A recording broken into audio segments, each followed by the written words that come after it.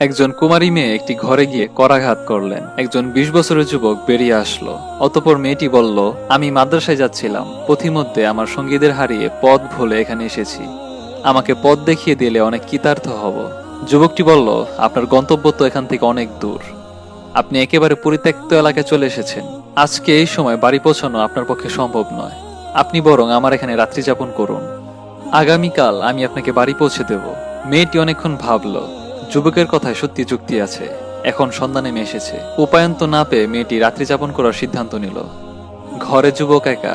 যুবকটি মেয়েটিকে বলল, আপনি আমার বিছানায় ঘুমান, আমি অপর প্রান্তে মাটিতে ঘুমাবো। চাদর দিয়ে বিছানা থেকে ঘরের বাকি অংশ পর্দা করলেন। মেয়েটি অত্যন্ত ভীত হয়ে পুরো শরীর আবৃত করে বিছানায় শুয়ে পড়লেন। শুধু চোখ দুটি খোলা ছিল এবং তা দিয়ে যুবকের গতিবিধি পর্যবেক্ষণে রাখলেন। দেখলেন যুবকটি মোমবাতি জ্বালিয়ে একটি বই পড়ছেন।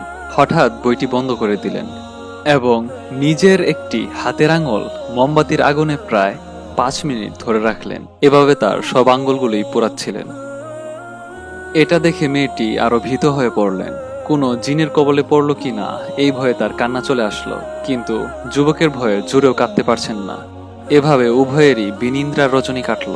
অতঃপর সকালে যুবকটি মেয়েটিকে বাড়িতে পৌঁছে দিল অত্যন্ত সম্মানের সহিত।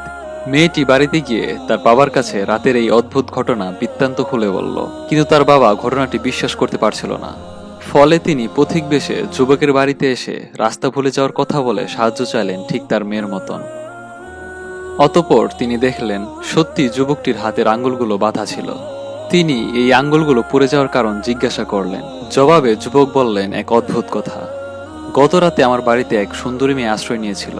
ফলে পাপের পরিণাম জাহান্নামের শাস্তির বিষয়টি অন্তরে স্মরণ রাখতে আগুনে আমার হাত পুড়িয়েছি। আল্লাহর কসম, শয়তানের কুমন্ত্রণাটি আগুনে হাত পোড়ানোর চেয়েও শক্তিশালী ছিল। আল্লাহ শেষ পর্যন্ত আমাকে সাহায্য করেছেন। ঘটনা শুনে মেয়ের বাবা তার বাড়িতে যুবককে আমন্ত্রণ জানালেন।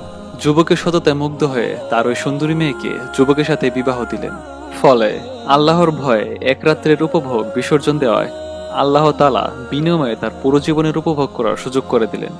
এই ঘটনাটি সেই প্রাগৈতিহাসিক যুগ থেকে এখনো পর্যন্ত আরববাসীদের মুখে মুখে প্রচলিত। সত্যি আল্লাহ সন্তুষ্টির জন্য কোনো কিছু পরিত্যাগ করলে আল্লাহ তাআলা তার বিনিময়ে তার চেয়ে উৎকৃষ্ট জিনিস দান করেন। তার উৎকৃষ্ট উদাহরণ আরব বই সত্য লোককথাটি।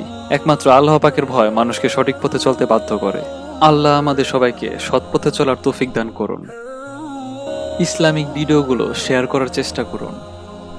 এতে করে যেমন অন্য বন্ধুরা জানতে পারবে, তেমনি সওয়াবও পাওয়া যাবে। আমিন।